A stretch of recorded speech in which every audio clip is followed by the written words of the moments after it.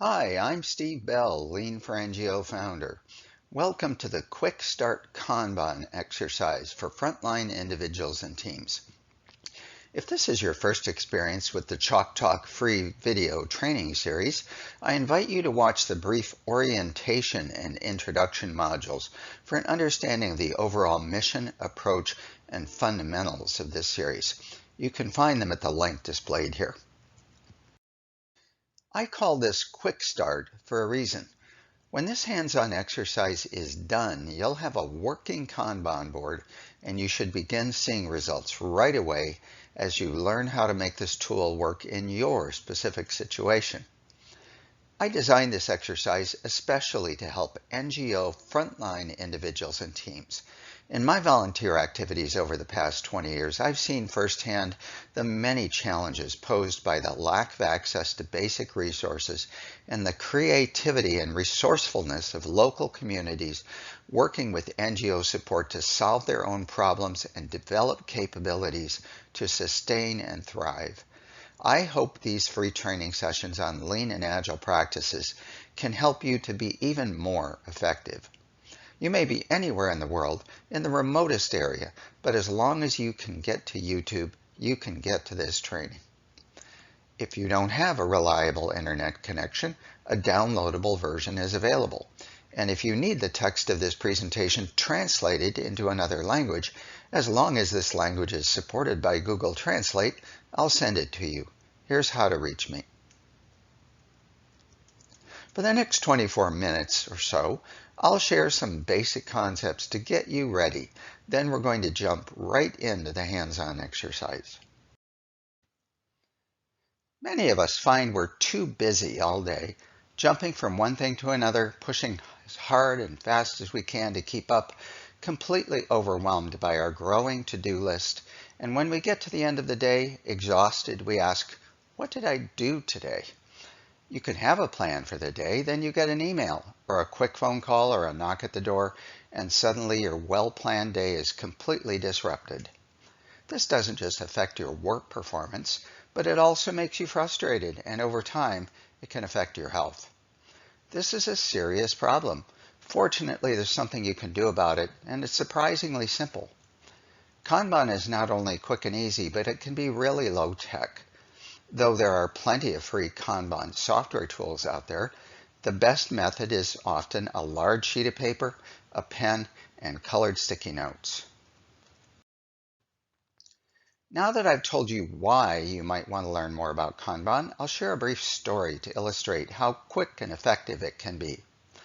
Nearly every time I work with a new team, I introduce Kanban to help them gain a foothold and begin to understand their daily work and identify what's getting in their way. In this case, it was a public service organization in the United States with about 600 employees. Their goal was to help streamline one of their core value streams, which was running very poorly and dragging the entire organization down. This value stream involved nearly every person in the organization across multiple divisions, so a great deal of internal coordination, communication, scheduling, and information flow was involved. So we brought the entire administrative assistance team, including their managers, into a large room, about 60 people in all, responsible for keeping the organization running smoothly. Finance, marketing, facilities, executive assistants, the travel office, and so on. Together, it was their job to coordinate and enable the efforts of everyone else, so they were a key leverage point for amplifying and accelerating the value stream flow across the entire organization. After an overview of the improvement event we were about to begin, I led them through a 2-hour Kanban exercise to help them understand how Kanban worked and how to work with it. This was the same exercise I'm going to lead you through today. Each person had a large piece of paper, a pen, and a handful of sticky notes. And 2 hours later, each person's pile of office supplies was transformed into a working Kanban board. For the next several months, each time I returned to their office, someone would eagerly show me what they'd done. In the travel office, there was now a large whiteboard on one wall, tracking every trip that was planned and underway. It was suddenly all right there. Anyone that wanted to talk about travels planned did it standing in front of that board. They had replaced a mess of paper folders, spreadsheets, endless meetings, and emails with this board. Anyone could see their travel event alongside all the others, offering a big picture view and a better understanding of how it was going and where the problems were. The technology organization created a set of large whiteboards in the corridor leading to their part of the building, where anyone could see their list of projects, what was planned, what was being done, and what had been delivered. One morning when I was scheduling an appointment with the leadership team, one executive assistant excitedly shared her experience. She was responsible for keeping the CEO on track, and it was not an easy job. As she put it, every morning when the CEO steps off the elevator, at least two people are waiting in ambush with a crisis. Any hopes of a well-planned day are gone before the CEO reaches their office. Now a board was hanging right outside the office with a rainbow of colored stickies, where the CEO and the executive assistant would huddle first thing in the morning and fine-tune the plan for the day. Then, several times a day, in between meetings, they'd huddle and update each other on what had changed. In a matter of days, the board had completely changed the way they worked together, and they both agreed they were never going back to the old way. Nearly everywhere I went, I saw a similar story unfold. Yes, there were a few holdouts that stuck with their old way. There are always a few late adopters in every crowd. But the majority embraced Kanban in a few weeks and made it their own, each adapting the design and use of their board to the unique patterns of their workflow. And here's the key point. All I had done was facilitate a 2-hour exercise to get them started.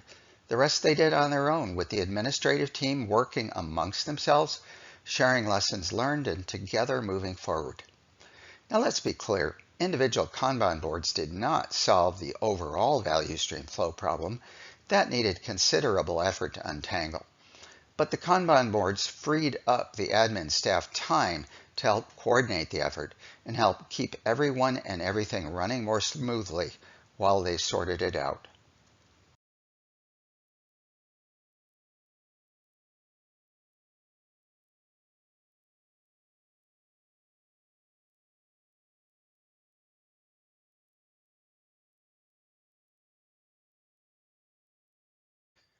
Here are a few photos from another workshop I facilitated in Uganda several years ago for the local office of a global NGO that was receiving support from Google to scale their program across the African continent.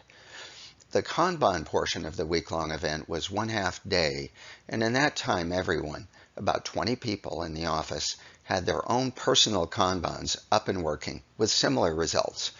If you're interested in learning more, here's a learning tip to a YouTube case study presentation of this event. Here's what for me is the most interesting thing about Kanban. When you look at an image of a Kanban board like the one you were watching during the first story I told, it looks pretty basic. But Kanban has this amazing ability to adapt to any workflow. Here's an array of examples just to give you some ideas. Kanban can work for your kids and their teachers. When a team is working on many things at once, a Kanban board can help them continue to perform regular periodic tasks that they must keep doing, while also keeping track of tasks that may be on the back burner for the moment. Here's a Kanban one family used to keep themselves sane and busy during the pandemic lockdown. One Kanban coach managed her own pregnancy with it, keeping herself, her friends, and family informed and able to help when she needed it. I'm always amazed at how people cleverly adapt Kanban to whatever they need, but please, don't do this. Now I'm going to share some basics on how Kanban works. It's not magic. It's what we like to call uncommon common sense. So here's a question. What happens when you push on a rope? Many of you may say nothing. Ropes don't work that way. Others may say it bunches up. Both are correct. The problem is, in our overly busy, efficiency and productivity obsessed world, we think that the harder we push, the more we can get done. There's only one problem. This is completely misguided. When something is not flowing and you push on it, it bunches up. it backs up, it clogs up, it pushes back. Then you might send a few of these poor guys in to try and straighten things out. That usually doesn't end well. Of course, congestion is harder sometimes than others. In every case, we really want to avoid congestion, since nothing good ever comes of it. This all seems very logical, but it's surprising how, in the nearly 100 years following the emergence of the Industrial Revolution, we only thought about pushing. So we have to overcome what we have been misguidedly taught is common sense.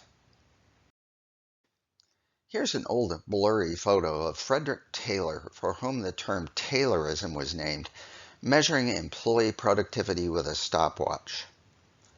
This was proudly called scientific management, and it sought to turn frontline workers into highly efficient, non-thinking machines.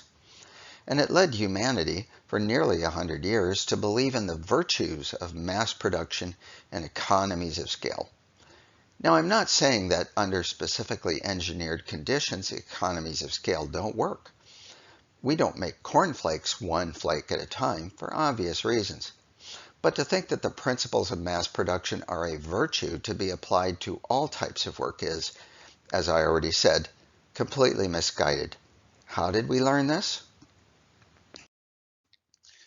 Beginning in 1947, in parallel with the Marshall Plan to restore the European economies, under General MacArthur's direction, the U.S. supported the redevelopment of post-war Japan. As part of this plan, a young Japanese automobile executive visited the U.S. on a study mission. While he was there, he toured a modern supermarket. This is before computers had been invented. When he went to the dairy department, he was surprised to find that rather than asking a grocer to hand him a carton of milk from a case behind the counter, he pulled one directly from the refrigerated rack and another slid down automatically to replace it, ready for the next customer. Greatly influenced by this supermarket pull system, this man, Taiichi Ohno, returned to Japan, to Toyota, and began to challenge the long-established thinking of modern manufacturing. The philosophy of just-in-time production revolutionized not just manufacturing, but global supply chains over the following several decades. The method for deploying just-in-time pull production and delivery came to be known as Kanban, which in Japanese roughly means visual sign or card. In Japan at that time, there was limited industrial capacity and raw materials, and a workforce decimated by the war, and Toyota was on the brink of bankruptcy. Under these conditions, they began competing with General Motors, Ford, and other global giants who were producing thousands of automobiles a day. This sure sounds like a losing battle. However, when mass producing thousands of autos a day, these automakers were pushing production as hard and fast as they could. Mountains of inventory piled up everywhere. When something went wrong at this scale, a machine went slightly out of calibration or there was a defective material, the mass producer could make thousands of bad autos before discovering the problem. The common response in those days was for managers to blame workers and vice versa. Often signs would appear saying things like, "Think, work smarter, not harder." Not only did these not work, but they were insulting because the problems were mostly with the processes and not the people. This mindset alienated workers and led to a loss of concern and motivation for making things better. And to make matters even more difficult, the nature of mass production makes it very difficult to handle change and satisfy customer-driven variation. Hence, Henry Ford's famous saying, "You can have any color you want as long as it's black." Anyone familiar with the U.S. auto industry knows that in the 1960s, 70s, and 80s, they suffered massive quality problems that led to the 1979 U.S. bailout of Chrysler and in 2009, the U.S. providing emergency funding for General Motors to work through bankruptcy reorganization. Meanwhile, back in the 1950s, Taiichi Ohno realized that by using pull to regulate work in process inventory, this created smooth flow, which meant workers could do it right the first time, each time. Using fewer materials, less time and effort, they were able to produce higher quality faster. And since the time to complete a product from start to finish was so fast and inventories were so low, they could adapt to change and over time learned how to efficiently offer greater variety of product choices to their customers. This is how Toyota and other Japanese companies over several decades overtook the large manufacturers with the quality revolution. It is the best example I know of the tortoise beating the hare. Here are several learning tips to content on the Lean4NGO library related to humanitarian supply chain operations that use these principles.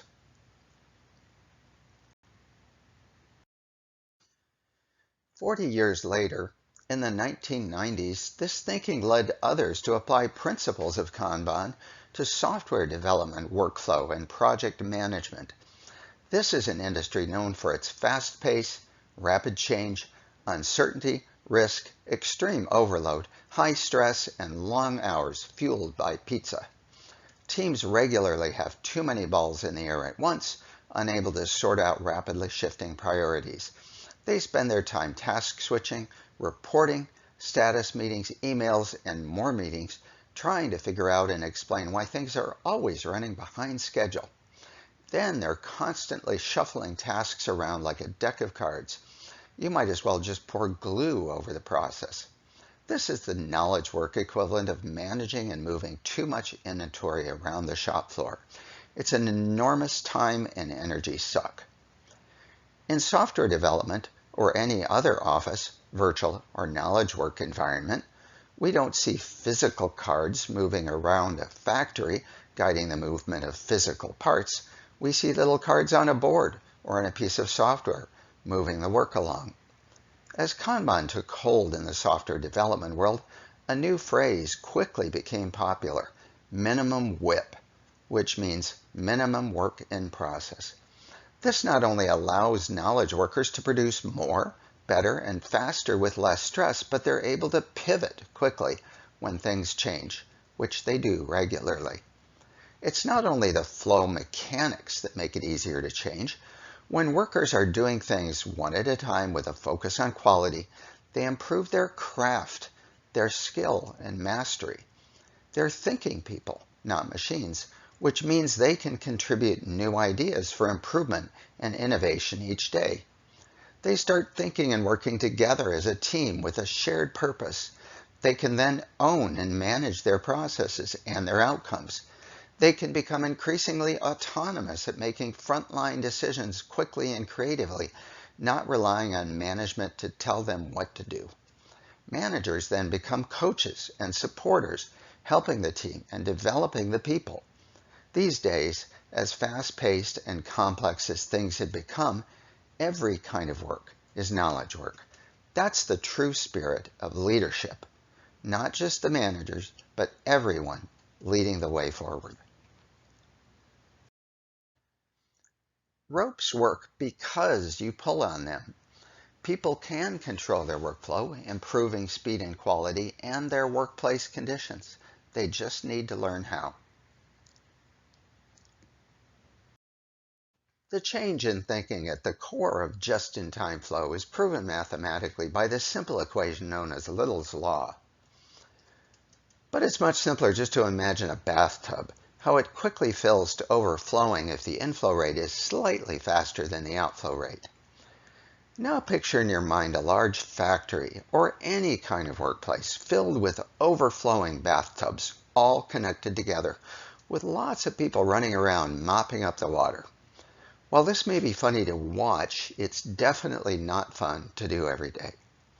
So the key takeaways of all of this to understand about Kanban are: pull, don't push.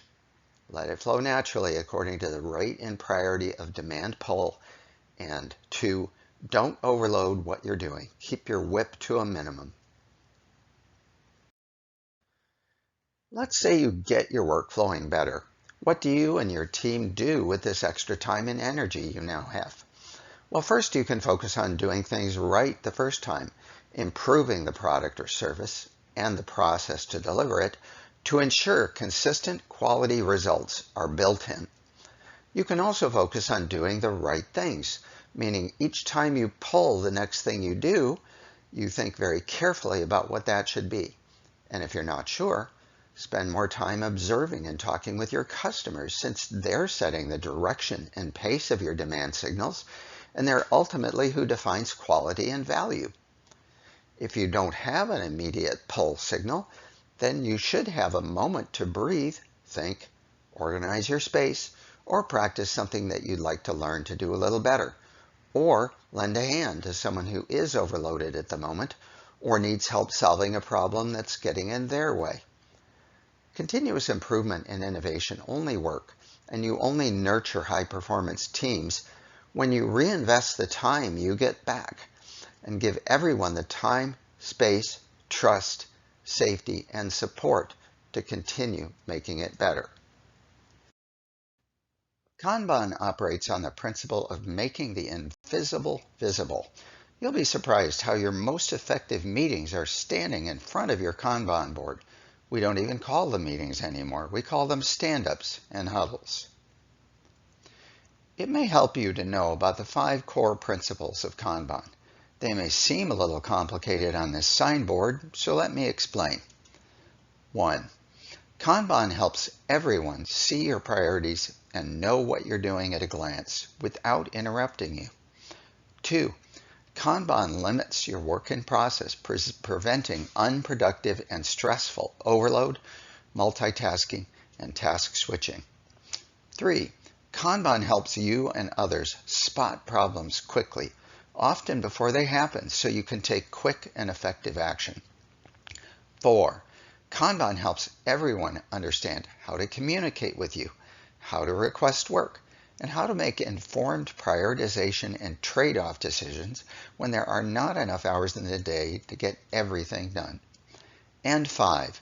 Kanban helps you visualize, measure, and manage flow, not just of your work, but how your work interacts with others, and also the work of management systems, the continuous communication, collaboration, and feedback loops that keep the whole organization aligned and making steady progress, flowing smoothly and rowing together in the same direction.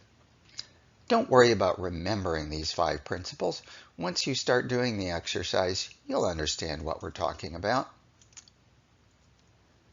To prepare for this exercise you're about to start, here's a learning tip to a Forbes article that says Kanban can help you be insanely productive. It's a good article, though perhaps it makes Kanban seem just a little too simple and skips some important parts. Still, it's a good warm-up, if you like, before you start the exercise. So enough with the introductory remarks. Let's get started on the exercise. What I'm about to show you is simple, but that doesn't mean it's easy. You'll need to practice with this a bit and find the right way to adapt it to your particular challenges and opportunities. You're going to learn a new way of working, and it starts with a new way of thinking about working. I'm going to walk you through this journey step by step, leaving you with some pointers to help you continue thinking this through once the exercise is over. I'm going to take the same approach to this exercise as if you were in the room with me during a workshop. You can do this exercise by yourself or with a group of people. It's a 7-step exercise, and after I introduce each step, you can pause and complete it at your own pace. Then you can restart the video a few minutes, an hour, a day, or a week later and move to the next step. This is not a push exercise. You do the pulling, the practicing, and the learning at a pace and in a way that works for you. In the future, once your Kanban is up and running, you can go back and revisit any part of the training to catch some of the fine points. So take your time, learn by doing, and stick with it. Here are the timings for the 7 exercise steps so you can stop and restart later. And if you haven't already, I encourage you at some time in the future to watch the Fundamentals of Value Stream Flow Chalk Talk session. There's a link on this page. This can help you understand the depth and significance of this principle we call flow, the deep misunderstandings we may have about it, and how we can change the way we think about nearly everything we do. I'm continuously adding new content to the Lean4NGO library and updating this video with more learning tips. So as I discover new content that may be helpful, I'll post it. Let's start with step 1.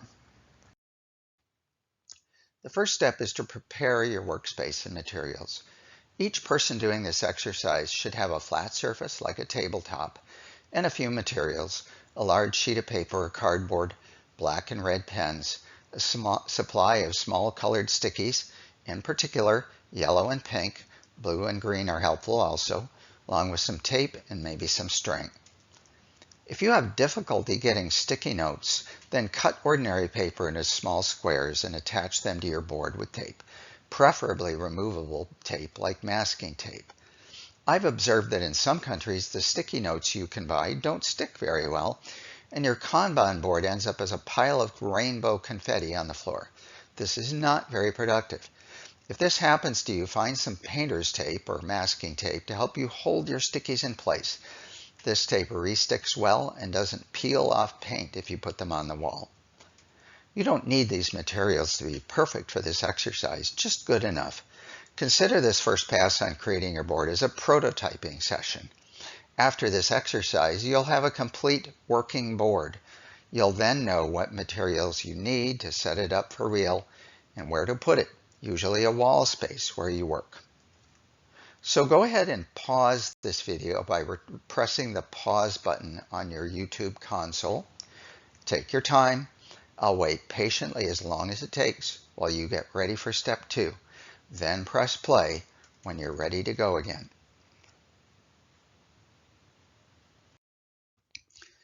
Welcome back. Now let's start creating your board.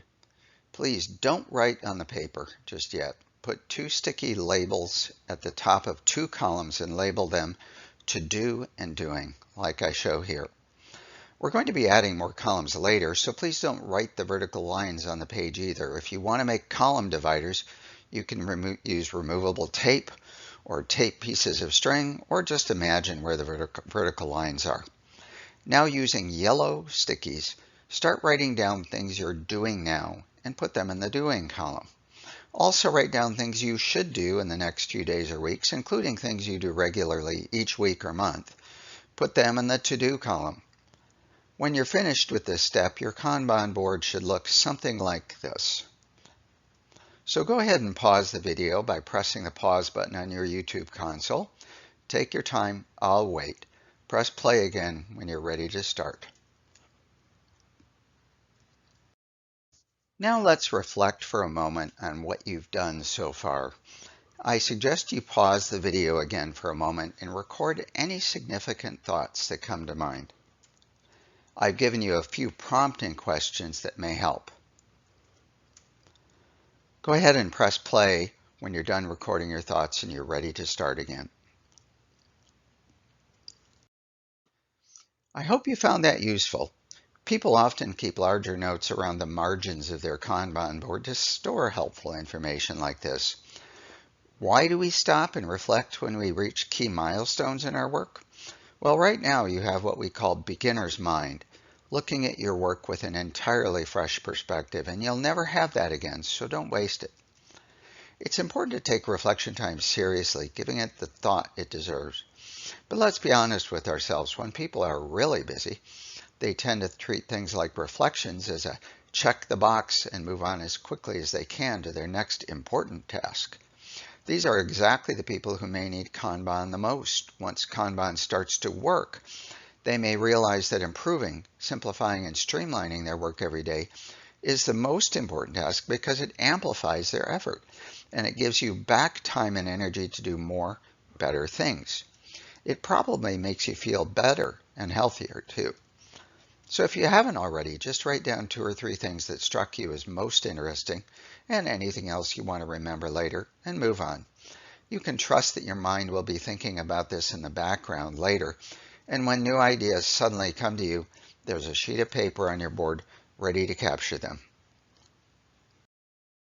Finally, I'd like to reflect briefly on to-do and doing. If you're like most people, additional to-do and doing items will occur at random times during the day. Write them down immediately and put them on the board, otherwise you may forget them. Experienced Kanban practitioners always keep a stack of sticky notes and a pen nearby. There are other sources you might consider exploring later. For example, if you have a formal to-do list, or several, consider reviewing them. You're likely to discover what I like to call dark demand. Physicists say that over 85% of the measurable matter in the universe is invisible. We don't see it, but its gravitational force is definitely felt. The same is true with dark demand.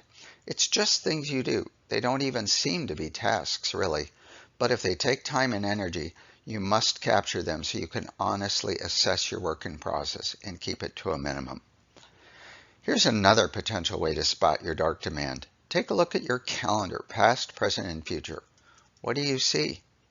Here's another one. Do you have sticky notes wallpapering your workspace? What are they telling you? Are they reminders or recurring problems that you devised clever workarounds for? Is there a better way to handle these? You may find these and other signs left in your path, which will illuminate your dark demand.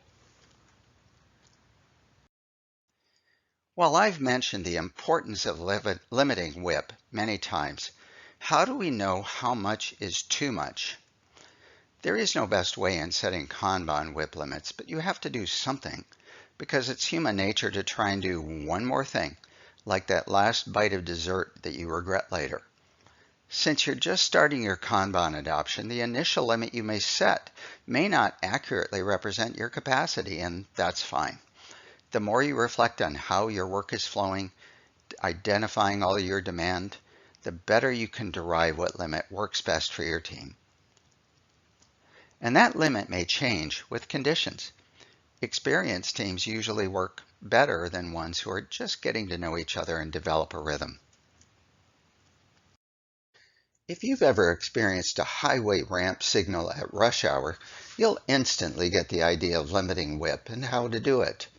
These are designed by engineers with a keen understanding of how to optimize flow in one of the most annoying congestion problems many people face. As you can see from this image, the engineers gather what they call continuous speed and occupancy data from mainline loop detectors. This means they're automatically counting how many cars are on the highway and how fast they're going, and that regulates how fast they let more cars on. In other words, they're regulating WIP on the highway. Well, you may be frustrated when the line to get onto the freeway is long and you are let gradually on one at a time, but it's a small price to pay once you get on the highway and it's moving at a high throughput speed. This brings us to the mechanics of setting up your WIP limits. First, you might consider a limit to the number of stickies in your WIP column. Of course, some stickies may represent more time than others. You might try to estimate each task and write the time on each sticky to keep a running total of how much estimated time you have in WIP, and set your WIP limit accordingly. After a few days or weeks, as you track your estimate versus actual, your ability to estimate task difficulty and duration should improve. Try to stick with the WIP limits you've set. Don't play games with them. Yes, change them when you need to, but they should be tight enough to make you just a little uncomfortable and ask yourself tough questions. Even if you don't record estimated times, just counting the number of stickies in the WIP column may be a good start. For example, here's an image of a Kanban board. Note how there are actually 3 sequential WIP steps: creating, review, and publishing. This is how their work flows, or at least how it should flow. Can you see the problem? What's happening here?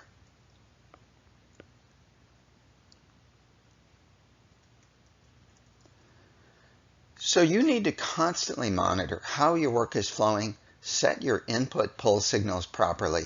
Have clear backlog prioritization and definition of done. And make sure each task is ready to do before inserting it into the flow. What does it mean to be ready to do something? It may be additional design or testing work, or just ensuring that you have the right materials and skills on hand to complete the task before you start.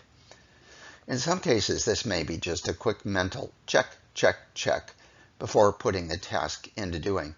Or it might require a significant additional task to verify readiness, which then needs to be chunked out and done before starting the actual delivery task.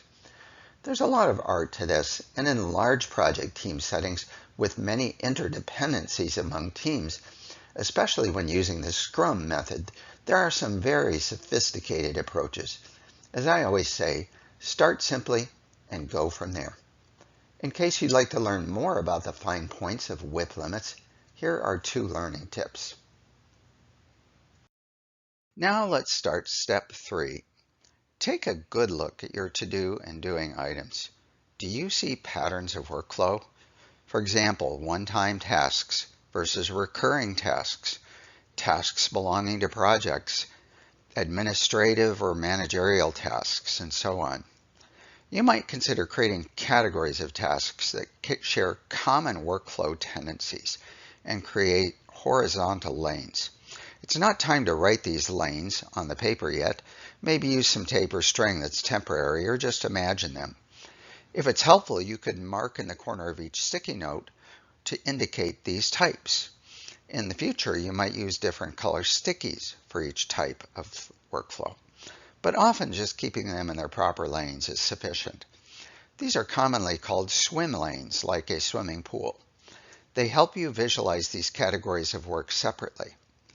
By scanning left to right, even from a distance, you can see how that type of work is flowing or not. And by scanning the columns, you can visualize total demand and WIP.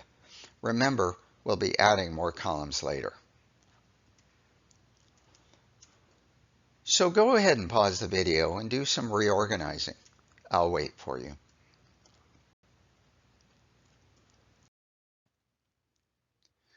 Welcome back. Now go ahead and take time to reflect on what you see. Write down any significant thoughts you may have. I've left you a few prompting questions. I'll be waiting for you.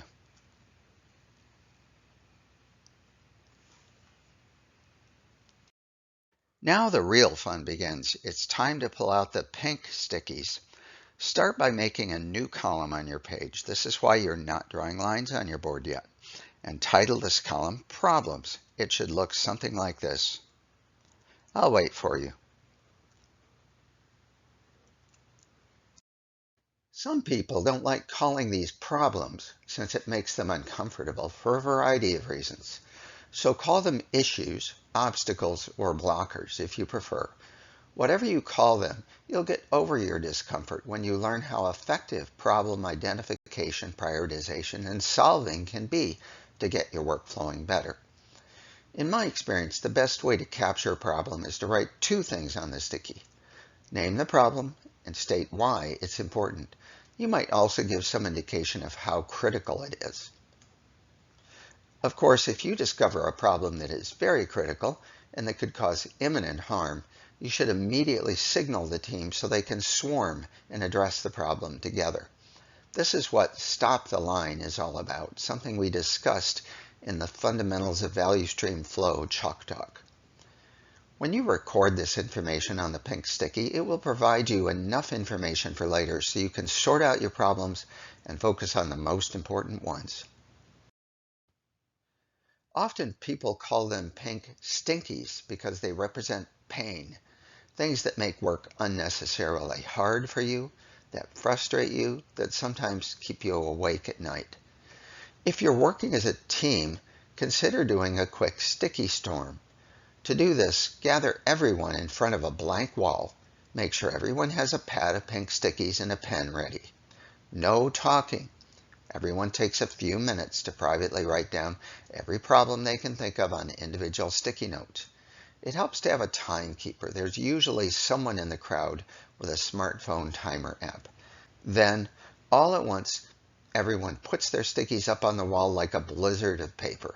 This is the storm part. Now you can start talking. What do you see?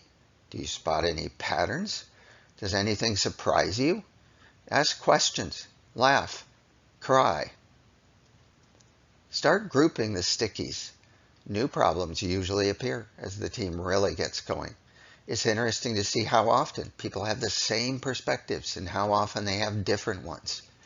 This can be a great team building exercise, and it's a good way to capture the team's beginner's mind. You'll never have this innocent clarity again.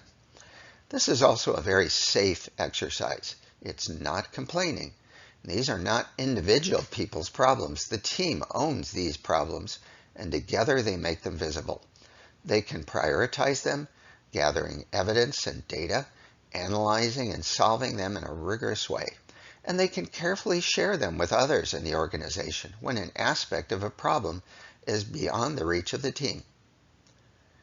Now go ahead, pause the video, and capture your first wave of pink stickies.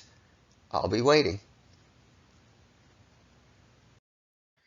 Now it's time to reflect and record important thoughts on the problems you've eliminated. I'll ask only one prompting question this time. Why pink?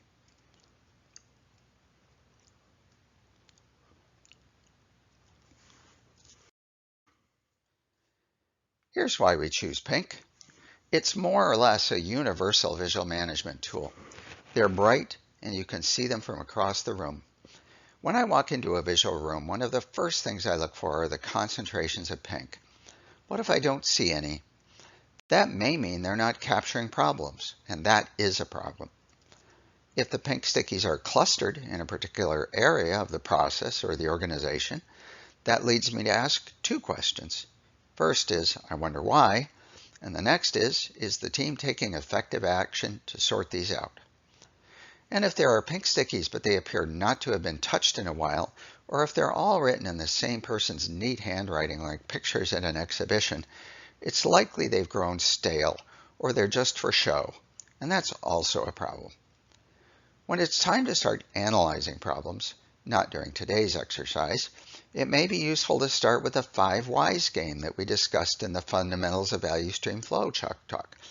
This is where we all get to play 2-year-olds for a while. But for this exercise right now, instead, let's talk about psychological safety. When getting started on the Lean and Agile journey, some people may be hesitant to put their problems on the board, especially in bright pink, for a variety of reasons. Some of them may be personal or cultural. Others may be related to an unhealthy work environment. Just remember, the key to continuous improvement is finding and fixing problems, so help make it safe to talk openly about problems. It's not about shame or blame, it's about everyone working together to help each other get better. If you're a leader or a manager, you have to be particularly sensitive to this. Even your body language and tone of voice when you ask why is enough to shut them down or open them up. So now just reflect on how we make it safe for everyone to display the problems that are getting in their way in bright pink on their board and make it easy for them to ask for help. Let's start step 5 by taking a closer look at your to-do column. We're going to separate it into 2 columns, demand and backlog. So let's pause the video for a moment and create a new column and change your to-do label into demand and backlog. Keep all your to-do items in the backlog column for now. Don't start moving your stickies around yet. Before restarting the video, reflect for a moment on the question, what's the difference between demand and backlog?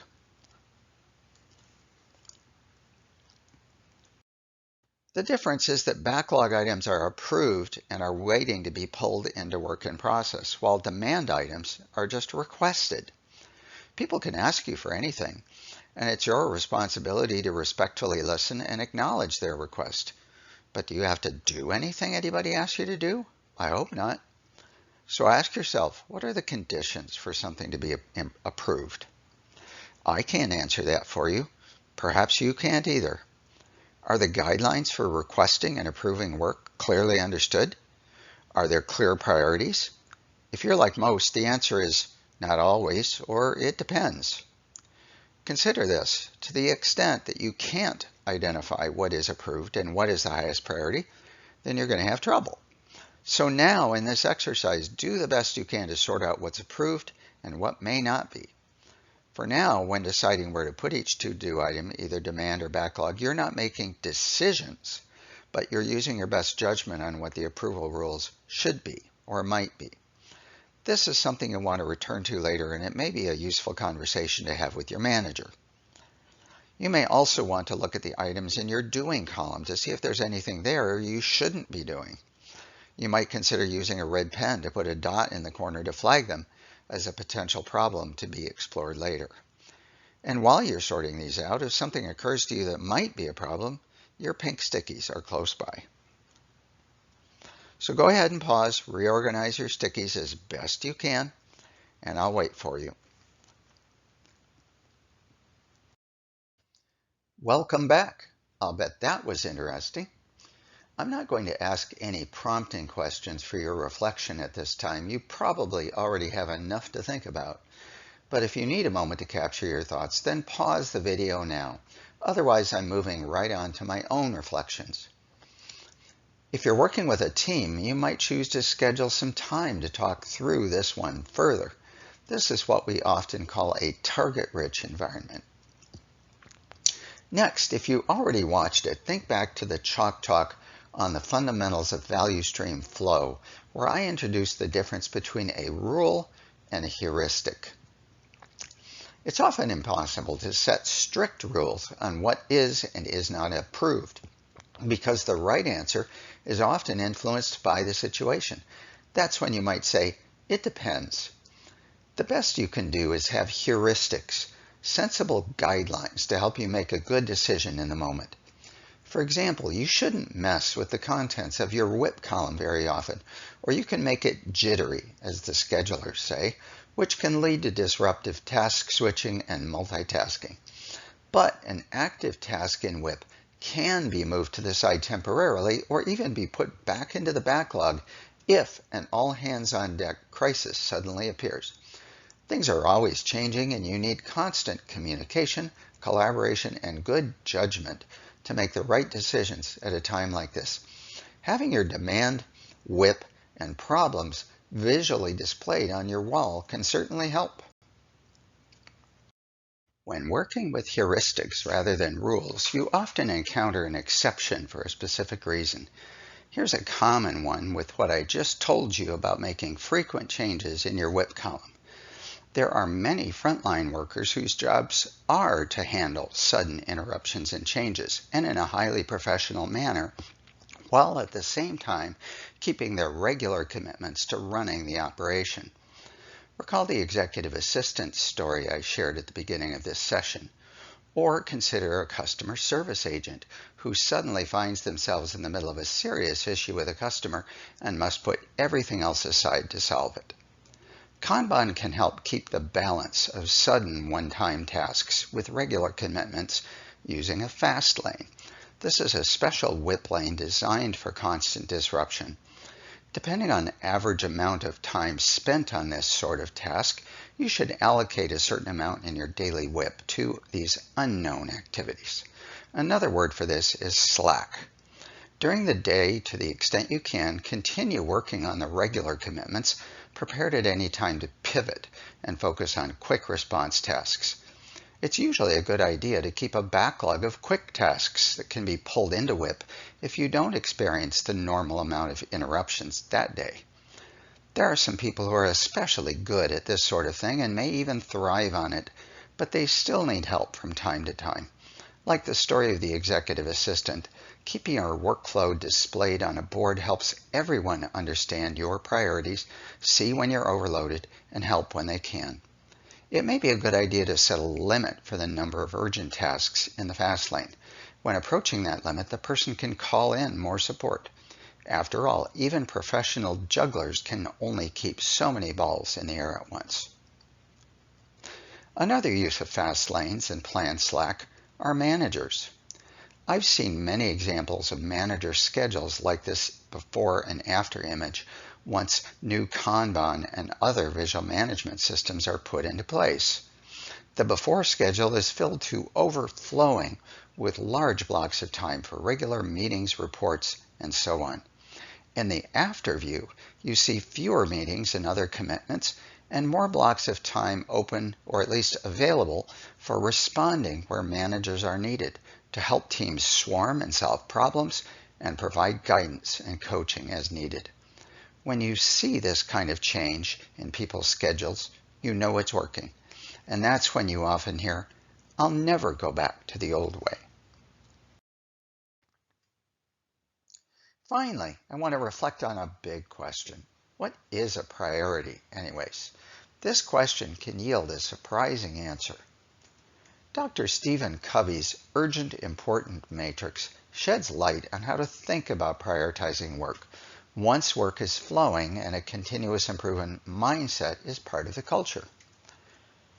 To organizations in constant crisis, of course the urgent and important things are the highest priority. Grab that fire extinguisher and get to work. But what you really want in the long run is a smooth flow of important things without the hair on fire urgency. That's another way of describing flow, as far as I'm concerned. Getting there is a continuous improvement journey. In my experience, when a team starts heading in this direction, they can start to feel the wind in their sails. So now, think about the next time someone says something like, "Hey, I know you're busy, but can you just do this one favor for me real quick?" What will you do? Here's a suggestion. First, be respectful. Acknowledge their request and how important it is to them. Then, if the request is clearly out of bounds for what you're supposed to do, be honest and say, "You should talk with the manager to see who the right person is for that." If they challenge you, then pick up a pink sticky and write down the request and put it in the demand column. This flags the request as an issue to be resolved. If the request is in bounds of your area of responsibility, then walk over to the board and say, "Let's look at my backlog and what I'm doing right now. Let's figure out how we can fit this in."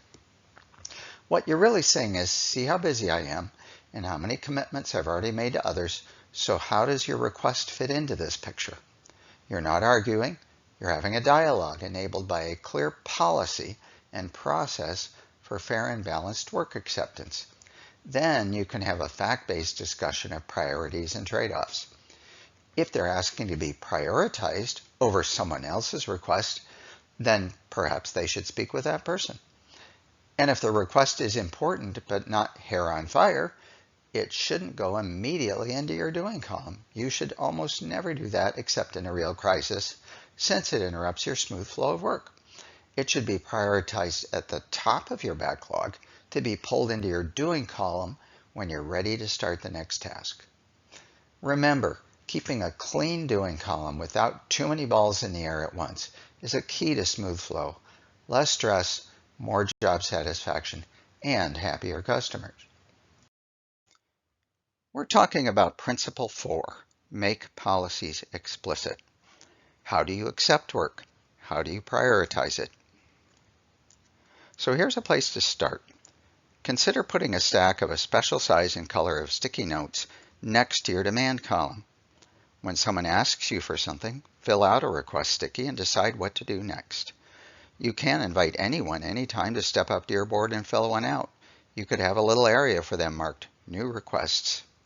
If someone sends you a request by email or phone call or in a meeting, send them a photo of the request form on your wall later. When people have become acquainted with what you're doing, you may see an interesting result. Many of the poorly defined or unqualified requests just seem to not come up anymore because they know what will happen if they try. And you may see the new requests being better considered and communicated. Already, you're sorting order out of chaos. Keep it up. Our next step is to chunk it up and reprioritize your backlog and doing tasks. Chunking means breaking big tasks into smaller ones. Do you ever have a big, hairy task you avoid or dread since it feels just too big to start? For an example, I'll start with a sticky that says Clean Garage. Perhaps you don't have a garage, but chances are you do have a place somewhere that accumulates stuff, and cleaning it out is a big, unpleasant task that probably shouldn't go into your WIP column all at once, since it would clog up your flow. And having such a huge, unpleasant task in your doing column often triggers a natural human response to avoid it. So chunk it up. Make a series of stickies, one for each task, so that you can work through them one at a time and in the proper sequence. In the case of cleaning out the garage, start by throwing out the junk, followed by items to donate or recycle. Then once you have the items you want to keep, figure out how to store them and make them visual so they're easier to manage going forward. By the way, there's a great lean practice called the 5S workplace organization to do this sort of thing. It's surprisingly simple and powerful, and it can work in both physical and virtual settings. After all, who doesn't have a pile of digital trash getting in their way these days? Here's a learning tip to a training video on the Lean4NGO website if you're interested in learning more about this technique. And there's also a case study in the Lean4NGO library about how a recycling center in Brazil used this technique with great results in a short time with very little effort. But for now, let's just use Clean Garage as an example. Professional project managers have a fancy term for chunking. It's called a work breakdown structure. And Scrum has some fascinating techniques for doing this in large projects, games you can play to estimate the time and effort each task might take, so you can measure the amount of WIP you have at any time. You get the idea. So for now, keep it simple. For this exercise, perhaps you put a special colored mark on each sticky that you need to chunk up later, and then we can move on, or take the time to do it now. It's your choice. I'll wait for you.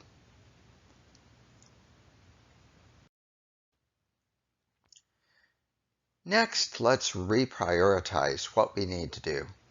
To keep it simple, you can stack the chunked up sticky notes belonging to a single big task with the next step on top. So when you're ready to pull the next task item into your doing column, it's ready for you. This may mean that some of your items already in your doing column need to be chunked up and moved back to your backlog column and prioritized along with all the other backlog items there. It also means that you need to come up with a method to prioritize your backlog. There are many different ways to do this. You might start with 2 sections on your backlog, now and later, or 1, 2, and 3. You can try different approaches to see what works in your situation. These priorities are constantly shifting, so there's a process called backlog grooming. Anytime you add or pull from the backlog, you go through a quick natural inquiry about what's next. Have priorities changed? And when a sudden priority or crisis pops up, you may shift things around. When this happens in a team setting, you'll see the whole team do a quick huddle to sort out the shifting priorities and then get quickly back to work. Backlog grooming is often a natural outcome of the daily stand-up when the team is validating what needs to get done that day. Go ahead and do what you can for now to reprioritize. Consider a special mark to indicate items that you need to break up and prioritize later. Then take a moment to reflect, to capture thoughts, problems, and ideas on how to continue this. I'll be waiting for you.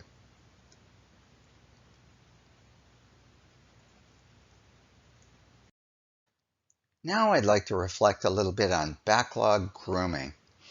I encouraged you to keep it simple, but you can see here that some teams managing complex projects can take a pretty scientific view of backlog prioritization and grooming. That's okay too. Kanban can adapt. Just remember what Albert Einstein once said, make everything as simple as possible, but not simpler. Let's say you just sort your backlog into 1s, 2s, and 3s, 1 being the most important. If you're like many teams, it's likely your 3s may never get done. They will always fall to the bottom, like the stuff that accumulates at the bottom of your dresser drawer. If you leave it there, it will create visual noise and clutter that makes it difficult to scan your board and make sense of it. Every so often, you should clean out your junk drawer and clean the stale items off your backlog. Be honest with yourself. Either get rid of the stuff that never gets done, or take a close look at it and ask, if this is worth doing, why doesn't it get done? That question, or a series of whys, may lead to a pink sticky or two. When discarding a stale item, you should notify whoever requested it, and perhaps they can reframe the request in a way that it deserves to be done. Also consider putting the items you remove in a folder somewhere so you don't lose them entirely, but get the visual clutter off your board. At last, it's time for the final column, done. Go ahead and pause this video, add the column to your board, and move any items that belong there. At this point, you may not have any if you're doing this entire exercise in one sitting. If you're ready to move on, don't pause. I'll restart in just a few seconds.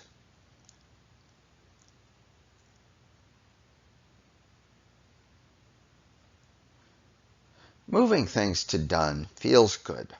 In a team setting, sometimes there's a bell to ring or a cheer. But moving something to done sometimes isn't as easy as it sounds. Ask yourself, what does done really mean? If you can't answer that question, that's when it gets tricky. Your definition of done may be different from your customer's definition of done. Your team members and your manager may also have their own definition of done. So let's take the throw out junk item from cleaning the garage. Does done include putting a fresh trash bag into the can and sweeping the floor around the can? Maybe you don't think so, but someone else in your household does. Isn't it better to know this before you start? Definition of done is a formal term in practice in Agile, especially where large, complex projects are concerned. And the question of done leads to the question of value. What does the customer want, need, and expect? What tasks add to that value, and what tasks don't? If you don't have a clear definition of done, you risk wasting a lot of your time, only to have unhappy customers and a pile of rework to do later. Rework, by the way, is called failure demand, and many consider it the worst kind of waste because it's usually urgent, extremely frustrating, and preventable. And all the time you're saying to yourself, there's something better I should be doing right now than fixing this. When do you decide what the definition of done is?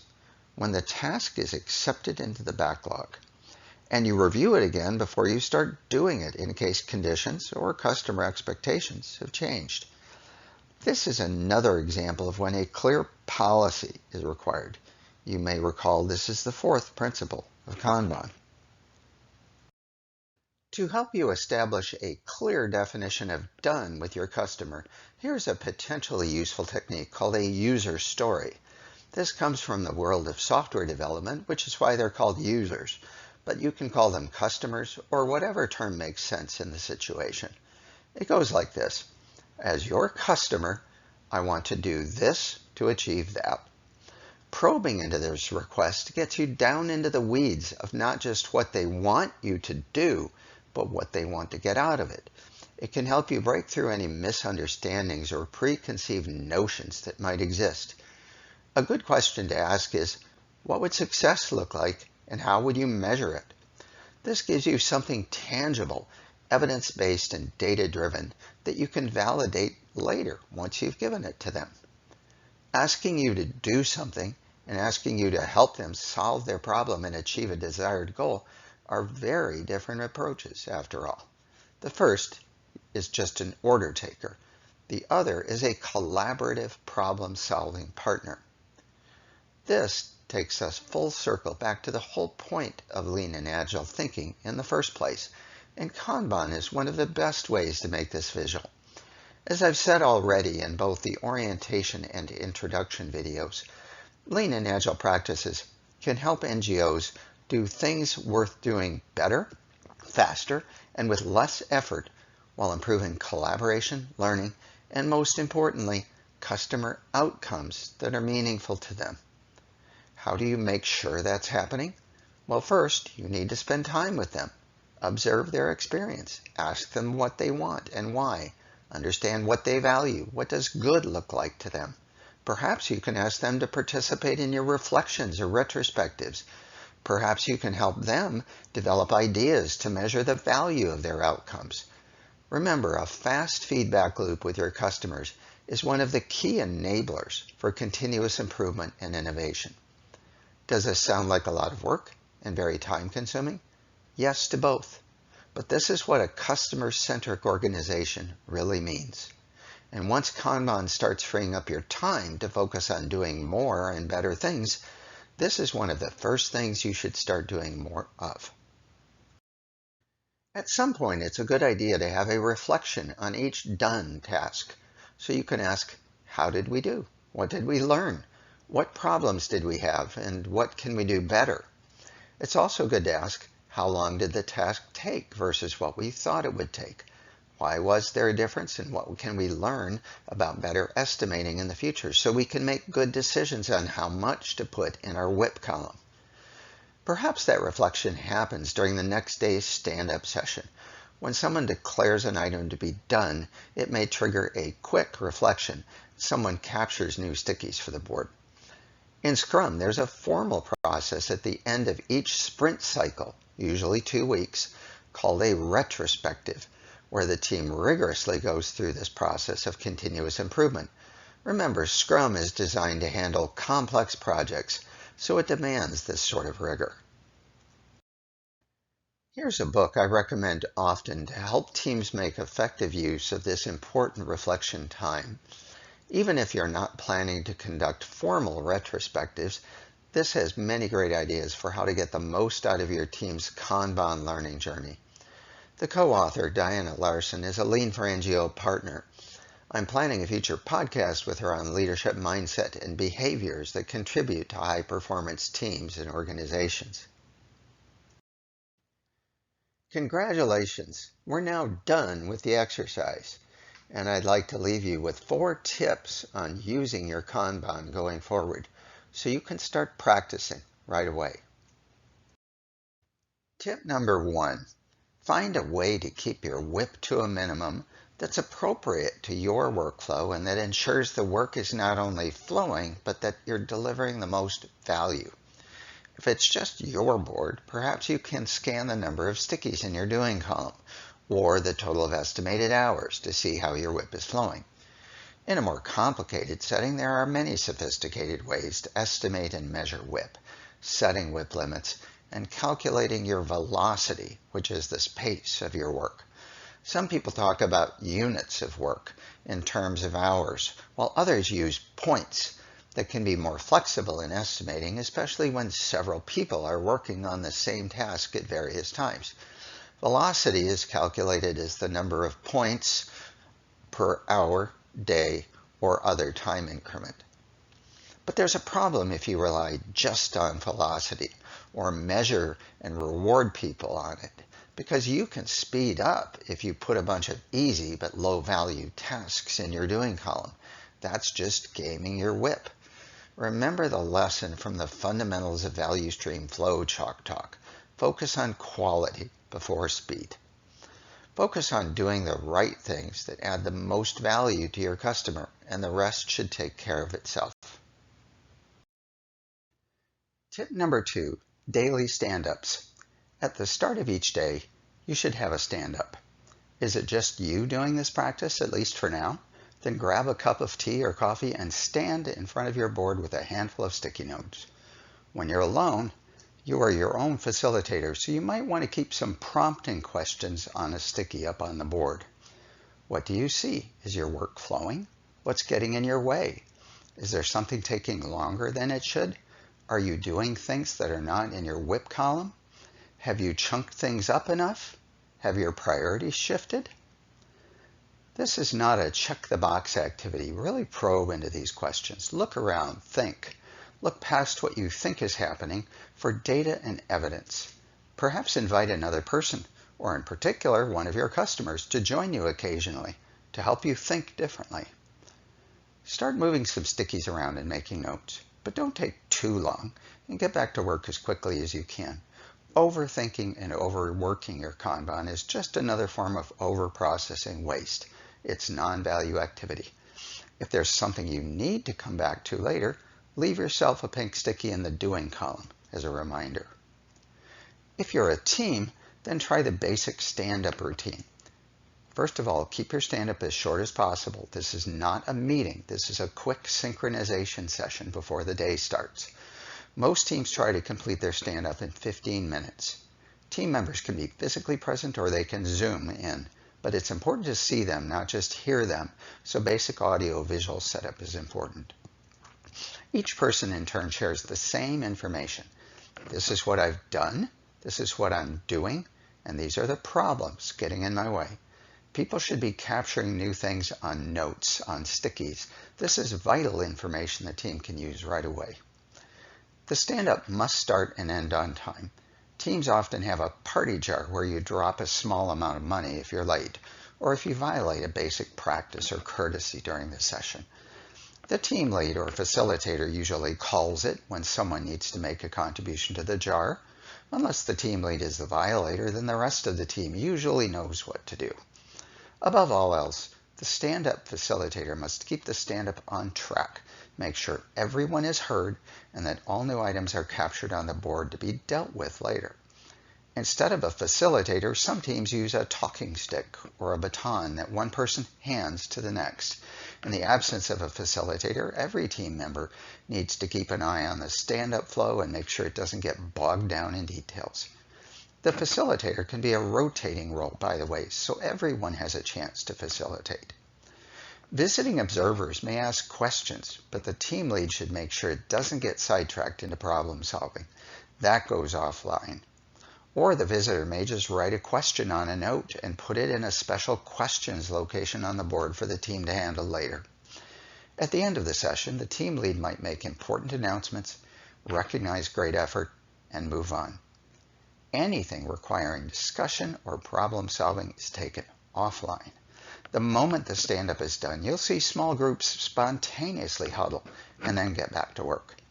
It's hard to believe until you experience it how many long, unnecessary meetings and interruptions are prevented with this simple practice. Tip number 3, problem management is a big topic and it's a key to continuous improvement and innovation.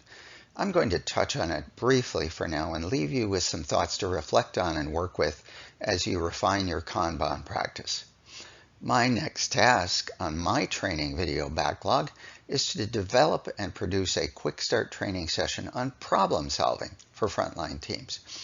I presented day-long workshops on this topic several times, and my challenge is to condense this into about an hour's worth of material that teams can start using right away. In this session, we'll explore different types of problems, simple, complicated, complex, and chaotic, and suggest approaches for each. I'll return to the 5 whys method we explored in an earlier session, which is a good icebreaker to help teams quickly break through preconceived ideas and get closer to the root cause of a problem. We'll also learn A3 problem solving, the most commonly used lean problem solving method, and other popular methods such as fishbone diagramming that teams can start using right away. Until that next video is released, you might choose to revisit the problem-solving overview in the fundamentals video. For now, here are a few things to keep in mind. It's important to remember that Toyota succeeded both in the short and the long term because they questioned long-held assumptions and made their own new path forward. It wasn't about how they worked, but about how they thought about work, like Apple's infamous phrase, think different. In the early days of Toyota, there were 2 popular phrases about thinking different. Having no problems is the biggest problem of all, and problems are treasures. This means that problems are not to be avoided. You must search for them, explore them openly and safely, and treat them with care. Advancement at Toyota was based on leadership, which was primarily your ability to solve problems and move towards your targets while helping and developing others to do the same. That's still true today. 70 years later. So, keep track of your problems. Always keep a stack of pink stickies close by. And prioritize your problems. Always be working towards removing the most critical one. In one of the earliest books to explore the philosophy of continuous improvement, published in 1984, The Goal, Ellie Goldratt introduced his theory of constraints. He called the weakest link in the chain the critical constraint. Every situation has one. Dr. Goldratt was a physicist, and he made some remarkable observations about the amplification of outcomes across the whole value stream when you remove even a small, local critical constraint. There's a catch. The moment you remove the critical constraint, the next one in line moves up to become your new critical constraint. It never ends. But here's the good news. Every time you remove one, the situation gets better. Don't mistake symptoms for problems. If you attack a symptom, the problem just comes back in a different way. You're just playing whack-a-mole. And finally, here's a useful tool I introduce in almost every workshop. It's called the Impact Ease Matrix. It doesn't help you solve problems. It helps you prioritize them and decide which ones to solve first. In the Problem-Solving Quick Start, I'll share how to guide a team through this exercise. Tip number 4. This final topic is something to think about as you move forward. If you're not thinking about anything more than your own Kanban, don't be surprised if you start something anyhow. Just be prepared for that to happen, in case it does. If it's just you and your Kanban board on this journey, others may be curious. What are you doing? Why? How does it work? If you feel uncomfortable, just say, I'm learning, and people will give you a break. Don't set high expectations or sell it. Just do it. If it really works, everyone will see it. Then they'll start to pull it, wanting to do it themselves. Be careful. This is a dangerous moment. You can't put the genie back in the bottle once you've let it out. Is this something the organization wants to accept more broadly? Will the culture resist it somehow? Maybe the frontline workers see the value, but might the managers see it as a threat if they don't understand why you're doing it? Are they ready to make the mental leap to embrace pink stickies on the wall? All I'm saying is let this pull itself through. Don't push it. It can push back in unpleasant ways. As the saying goes, prepare the field before you spread the seeds. If you're the first, the pilot, then you're the example. That is the true definition of leadership as far as I'm concerned. I admire your courage. Make sure you have someone in a position to cover your back. The pattern going forward should be see one, do one, teach one. So you're about to become an evangelist and a teacher, whether you plan to or not. That's what leaders do. Kanban works great when it's just you and your board. But since workflows across organizations and problems in any part of the organization affect other parts, the more parts that make their flow and their problems visible, the better chance they have of improving at a larger scale with greater impact. This is similar to the network effect, first coined by one of the early computer network pioneers, Robert Metcalfe, who said, "The value of the network is proportional to the square of its users. If one person has a telephone, it's not useful. If 2 people have telephones, it becomes a little bit useful. When 1,000 people have telephones, it's suddenly very useful," and so on. Email is the same way. So is texting. Kanban has the same exponential network benefit effect, since each local success contributes to and amplifies the collective. When visual management, which starts with Kanban, but can become much more, I'm planning a future Chalk Talk on this subject, it can replace large parts of the current management system, particularly the wasteful parts, like status reports, spreadsheets, PowerPoints, recurring meetings that never really resolve anything, and so on. But there are many potential pitfalls on this journey. Here's one particular aspect of Kanban worth mentioning as you're starting out. There are two types of variation, those that add value and those that don't. Each Kanban board should be designed to reflect the specific pattern of workflow for each team. That's value-adding variation.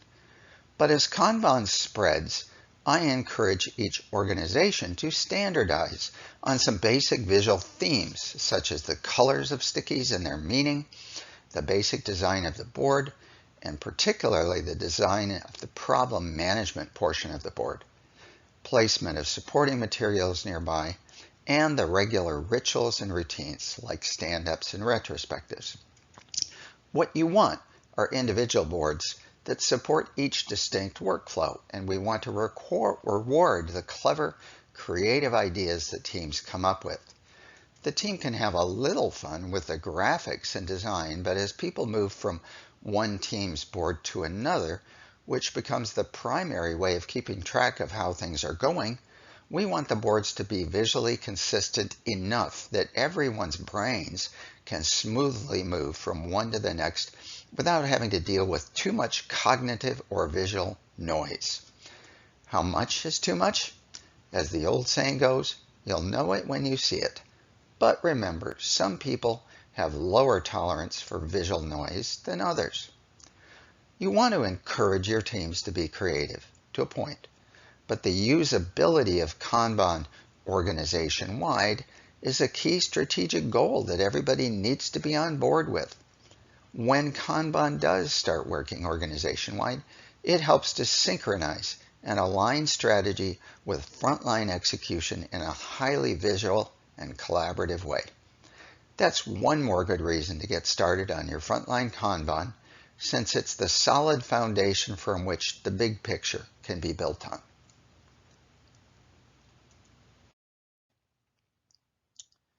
Congratulations, you've finished the exercise. By now, hopefully you have a sense of just what value Kanban can unlock for you as you move forward. And I hope you do move forward. The end of this exercise means, of course, that you're just beginning your journey to making your Kanban work for you every day. Remember, your Kanban journey is never done. There are always things you can do to make it work a little better. And don't forget to teach others along the way. If you're looking for a richer understanding of just how adaptable Kanban can be for an NGO in the field working in difficult conditions, I encourage you to read this book. It tells an amazing story of how Kanban was highly effective under the very difficult and surprising circumstances the author encountered during a project in an Indonesian hospital. Here's a link to a free PDF of the first 2 chapters. Marcus is a Lean4NGO partner, and I expect we'll be hearing from him again soon. I launched this free training on January 1, 2023. At this recording, just a few weeks ago. This Kanban QuickStart is my first effort at trying to reach directly to the front lines. Did it work? If you have an idea on how to improve it, or any kind of feedback, here's how you can reach me. And if you have a story to share of what you learned and how it's changed the way you work, please send it. The rest of the Lean4NGO community will celebrate your achievements and eagerly learn from you. Finally, if you would like me to notify you when I post additional materials on Kanban, or when I release my next Quick Start session on problem solving and other items of interest to frontline individuals and teams, please let me know with this email. In the future, I plan to create a special group for this, perhaps on Facebook. It's in my backlog, but not a high priority at this time. I need to focus on producing more useful content first. So for now, I'll manage the list offline, and I promise to keep it private. Finally, thank you for joining me. If you think this exercise is worthwhile, please share it with others. Spread the word. This training, and more like it coming soon, will always be completely free. Best wishes for your future.